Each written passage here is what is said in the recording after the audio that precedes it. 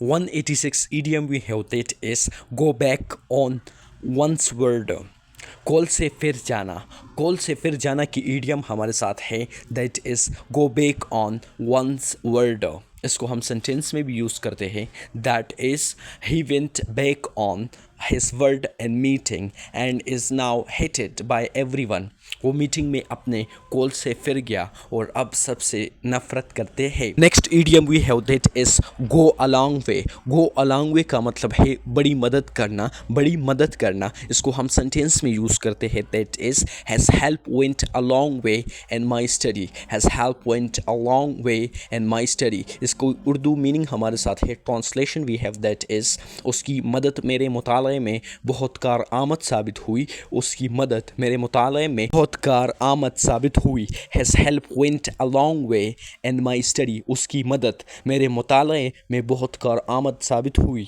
Idiom हमारे साथ है that is give one self years. खुद पसंदी करना, खुद पसंदी करना को इंग्लिश में गिव वन सेल्फ ईयर्स कहते हैं, खुद पसंदी करना। इसको हम सेंटेंस में भी यूज़ करते हैं that is she gives her self years on her beauty. वो अपनी खूबसूरती पर खुद पसंदी दिखाती है।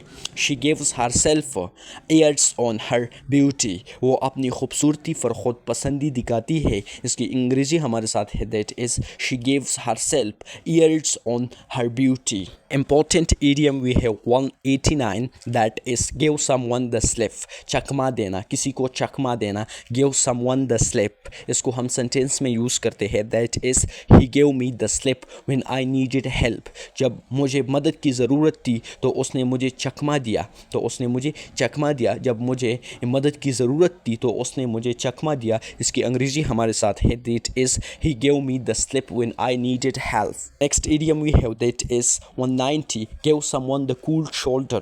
सर्द महरी दिखाना, सर्द महरी दिखाना की अंग्रेज़ी हमारे साथ है that is give someone the cool shoulder। give someone the cool shoulder का मतलब है सर्द महरी दिखाना। इसको हम सेंटेंस में भी यूज़ करते हैं that is she gave me the cool shoulder at the time of need। ज़रूरत के वक़्त उसने मुझे सर्द महरी दिखाई, सर्द महरी दिखाई। ज़रूरत के वक़्त उसने मुझे सर्द महरी दिखाई। she gave me the cool shoulder at the time of need। we have that is get into hot water। get into hot water का मतलब है मुश्किल में पड़ना। मुश्किल में पड़ना की अंग्रेज़ी हमारे साथ है that is get into hot water।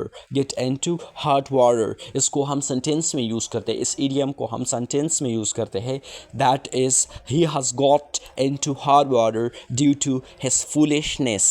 foolishness का मतलब है हमाकत, हमाकत या बेवकूफ़ी।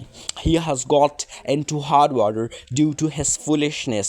वो अपनी हमाकत की वजह से मुश्किल में पड़ गया, वो अपनी हमाकत की वजह से मुश्किल में पड़ गया। इसकी अंग्रेज़ी हमारे साथ है that is he has got into hard water due to his foolishness।